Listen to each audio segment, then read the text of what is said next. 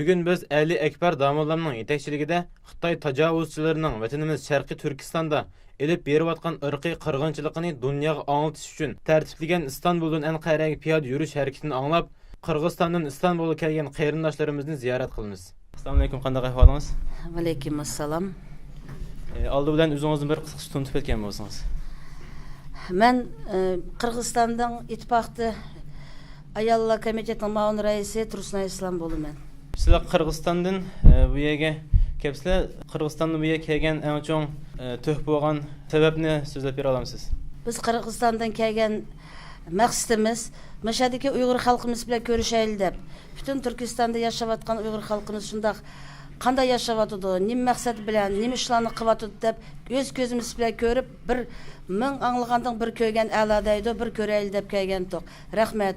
Mehmon do'stliqinglar, mushqa Uyg'ur xalqiga kuygan, vatanninki kuygisi, yurak tomirida o'ynayotgan qonlar tehi o'chmabdi. Hammamiz uni ko'rib, shuningga shahid bo'ldik. Tunugin namoyishlar qo'shilib, texmbek ishondik. Mushu cho'ng oqsoqollarning mang'ina qarab, biz ishondik. Bizning Uyg'ur xalqimizningki hech qachonda ishimizga kuygan o'timiz o'chmaydi, vatanni ozod qilmoqchi. Hamma Uyg'urninki maqsadi bir deyman, tushunishi bir deb o'ylayman. Yerjanning qayerda bo'lsa, bizningki maqsadimiz lagerlarni bo'shatsa, xalqimizni qiynamasa, faşistlar qilgan ishni Xitoy qilyapti, shuni to'xtatsa, vatanimizni mustaqillik bersa o'zimizga. Biz Xitoydan hozir ko'ynikini so'ramayapmiz, uyini so'ramayapmiz. O'zimizning vataninninki mustaqilligini so'rayapmiz. Assalomu alaykum aka. O'zingizni bir qisqacha tanitib o'tgan bo'lsangiz. Ben Kırgızistan Uygurluğunun namıdan bir Türkiye'ye geldim. Kırgızistan Uygur İttifak Cemiyeti'nin reisi Artık Hacım. Biz bugün Allah'a şükür Türkiye'ye 11 adam bulup bir yere ziyaretke, meşetke, bizimki Uygur tukanlarımızı görüp, yaşasını görüp, bugün günde dünyada bu atkan işlerini, Türkiye'de kanda bu işlerini tanışış için, biliş için, hem sizlerini görüş için bugün geldik. Hem de biz bugün Allah'a şükür bana içilgan Uygur mektepte oturuptuk. Keçe biz birinci gün samolyottan düşüp bizge haber kelgen namayış boğatı dep biz hemimiz bir avaz bilen işlerimizni çetkiz kıkıplam şu namayış katlaşımsak bulmaydı Uygur tukanlarımızın eşedeki İstanbul'dan Ankara'ya mangan namayışını biz katlaşımsak bulmaydı dep hemimiz eşek içi katlaştık. Eşedi biz ködük. Qanchalik bizniki Uyg'urimizning vatanparvarligi, millat sevganligi, mushu bugungi kunda dunyoda bo'layotgan ishlar ko'z qarashi ashadgacha hammasi ma'lum bo'ldi. Biz mushu qatnashib, o'zimiz hissiyatga berilib, ko'z yoshlarni qilib, xeyli biz shunday kuchli ta'sirlandik biz.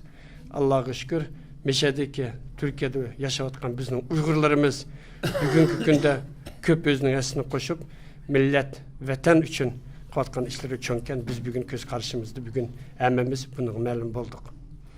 Yani biz bugün meşede muş mektepke gelip bir yedim o bana birinci mektepte oylayman yaxşı bir çıraylı güzel bir yediken meşedeki muallimler bile bana görüşüp oturmuz. Allah razı olsun Türk halkıdan, Türk milletten, Türk devletten, bir prezident Recep Tayyip Erdoğan'dan Allah razı olsun. Şunçilik bizning Uyg'urimizga meşede qayerdan bir mushu vatanlardan chiqqan hammadan kelgan Uyg'urlarimizga panoh bo'lib, meşede iqomatlarni berib, meşede vatandoshlarni berib, bizga panoh bo'lgan prezidentga, xalqqa, davlatga cho'ng rahmatimizni bildiramiz. Biz xursamiz. Uyg'ur xalqi hech qachon buni unutmaydi. Uyg'ur bilan Turk xalqi bu bir millat. Shuning uchun biz faxrlanamiz meşedga yashayotgan Uyg'urlarimizga. Meşede Uygur TV, bana bugün hazır siz Uygur TV'den kensiz. Ben iki kız yapıp koyay. Kırgızistanımızga 5 yıl oldu. Şu kurbanlıkka Abdülkam Karakaş baş bulup bütün Türk tukanlarımızdan 5. yıl kurbanlık kivatıda Kırgızistanımızga neçe ming adamlık şu kurbanlıkını biz yetkizvatımız. Recep Atış degen bizdeki bir Türk tukanımız var. 5 yıl oldu şu kivatıda. Allah razı olsun, muhtaç bo'lgan adamlarga yetkizib, şu ulug' kun, ulug' oylarda shularning bir astoli bir kamchilik bo'lsa, shu qurbonlikni yetkizib, bizni Qirg'izistonda yashayotgan Uyg'urlarni unutmasdan, shunchalik o'zining qanday desam bo'ldi, shu Recep Atishla o'zining shu Uyg'ur söyganligini, millat söyganligini, vatanparvarligini ko'rsatganiga biz cho'ng rahmatimizni bilamiz.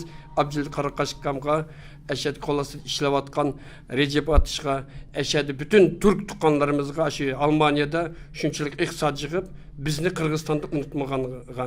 Biz u qurbonlikni faqat Uyg'ur xalqi emas, biz yashayotgan Qirg'iz, Qozoq, O'zbek, Tatar, har bir musulmon xalqlarga, millatlarga tarqitib, Aşağıdaki ağırxanlarga, onkologiya, kichik bolalarga, mechitlarga, kiyim-kechak yo'qlarni hammasini aşağıda kiygizib, shularning yardım bilan ko'p ishlarni biz bugun ittifoq jamiyati Qirg'izistonda qilyapmiz. Alloh shulardan rozi bo'lsin. Alloh ish qilib shundoq bir cho'ng bir savob ishlarni qilyotdi. Shu yerdagi tuqqanlarimiz Alloh rozi bo'lsin. Omon bo'linglar. Cho'ng rahmat Qirg'iziston Uyg'ur ittifoq jamiyatidan, Qirg'iziston Uyg'urlaridan cho'ng rahmat. Ben Ayala Komiteti, bizde Ayala Komiteti her bir mahallede Ayala Komitetinin reisleri var. Enkin bir ayal var, bütün ayalanın üstüde. Yani bir yakın kivatkan Ayala, şu Ayala Komitetinin, yerlik Ayala Komitetinin reisleri, bunlar jigit beşleri. Biz bugün meneslerini görüp, hakiki bizning Türkiye'de qanday Uyg'ur tuqqanlarimiz yaşaydı ekan deb ko'p anladık, ama bugün özümüz ko'rib shunda xursand biz. Rahmat, Allah razı bo'lsin, Allah razı bo'lsin. Aman bo'linglar, bar bo'laylik. Qayerda bo'lsak, ish qilib, mashina uyim yashab, chiroyli yashab, bizningki bugun da'vatdoshlarimizni, shu vatan to'g'riliq ishlarimizni yurgizib, amalga oshirishga Allah bizga nasib qilsin. Amin. Rahmat sizlarga.